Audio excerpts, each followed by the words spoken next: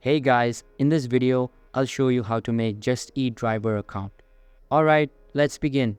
First of all, load up the Just Eat application and then select the account found in the bottom right corner.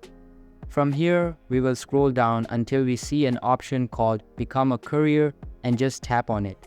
After that, it's going to refer us to this website.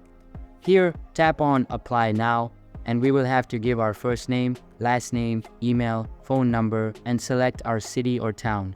So, select your city or town and fill out the required information. Once done, tap on Create an account, and you will be prompted to agree to the terms and conditions. Once we have agreed, we will be able to set a password and enter all of the information. After that, click on Next, and then select your delivery zone. So, select and add delivery zones you would like to deliver in. Next, tap on the Submit Selection button, and you'll be good to go. So that's basically how you can make Just Eat driver account. And that's it for this video. If you find this helpful, consider subscribing and giving this a big thumbs up. Thanks.